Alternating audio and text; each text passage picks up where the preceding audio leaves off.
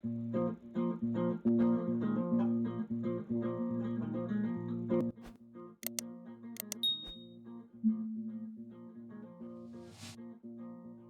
it's Dean from Extreme Car Cleaning, and today I'm going to share some of my wet sanding techniques with the rest of you so that you guys can work on beautiful classic cars and get amazing results, just like I do. I've been trained by a lot of professionals. I strongly recommend that you guys do the same because it's well worth it. After checking with a paint gauge, I realized that this car had a lot of body filler in it, 2 layers of paint, and excessive orange peel. I began wet sanding the vehicle by hand with a 1500 grit paper, following it up with a 2000 grit. Because of the curvature of the panels, I felt that doing it by hand would be a lot more effective than using a DA, and there'd be a lot less chance of burning the clear coat.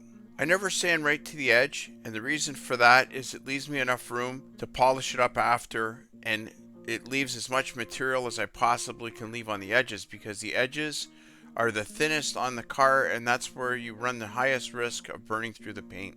Now on this vehicle, I did it section by section, and I felt that that was the best way to do it, to make sure that each panel came out the way I needed it to. And it also ensured me that the vehicle would be ready for the customer to pick up, because he had a few car shows to go to during this process. I would polish as much as I possibly could until the day before the show. Then I would make sure everything was finished up. I would wipe down the whole vehicle, make sure all the compound and everything was off it. He would take it to the car show, and then he'd return it to me so I could continue on with my work. This is what's normally called a fisheye. Now this can be caused from contamination that gets into the paint, or it can also be caused by a stone chip that was painted over. Either way, there is a way to make this look a little less visible, and that's to fill it with clear and then wet sand it. Now what you want to do is you want to wet sand this with your 1500 grit paper, and then when you do the whole area, then you go over it with the 2000, and it helps blend it right into the panel so you can't see it anymore. With a deep scratch, it's a similar method. What you want to do is you want to drag the edge of the brush along the line and put in base. Once you do that, then you're going to go and put in your clear, then you're going to wet sand it with your 1500, then you're going to finish it off again when you're done the whole panel with 2000 so it blends right in.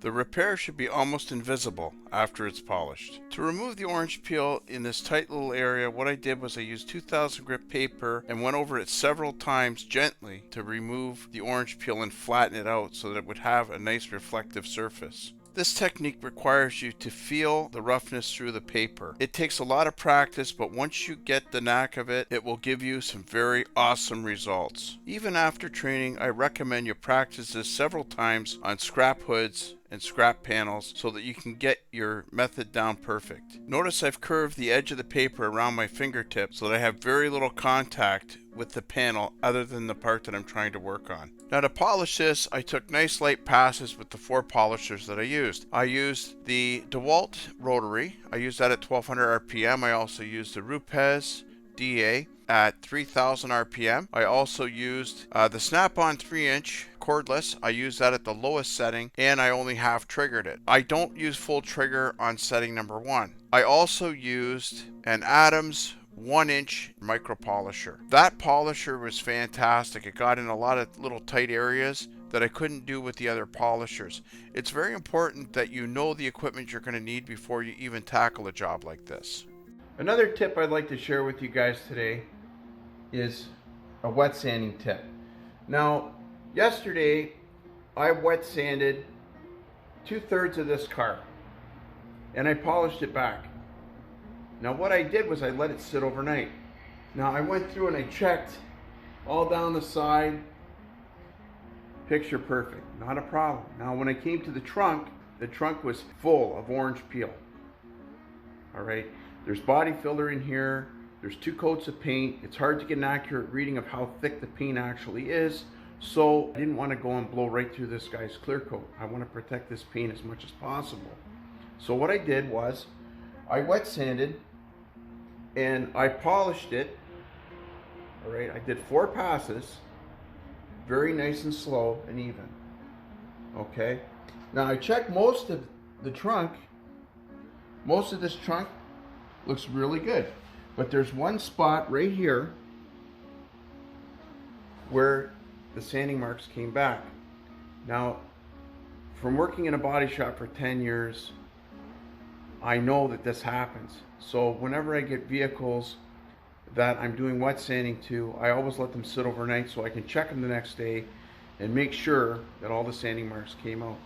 It's a simple little tip, and it does work, and it'll save you guys a lot of grief, because you don't want to go and kill the clear coat on this by polishing it and polishing and polishing and polishing and polishing it. What you want to do is use the minimal amount of effort to remove the defects and remove the wet sanding marks. So I would rather have a little bit of wet sanding mark that I have to go back to, instead of calling up the customer and say, by the way, I blew through the paint. Okay, hopefully this helps you guys. And I can't stress enough how important it is to reach out to professionals and get training.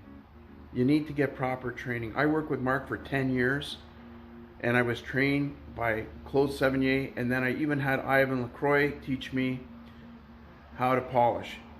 It's so important that you get professional training. I can't stress that enough. Watching this video is not enough for you to break out the sandpaper and just go to it. It's not. This is an incentive for you guys to go out and get practical training from real professionals, okay? I want to see everybody working on stuff like this. I want to see you guys making $100 to $250 an hour, doing what you love to do, and getting the respect that you deserve. And the best way is through training. Now, Mark is the one that taught me to let it sit overnight. That's how I learned about this, okay?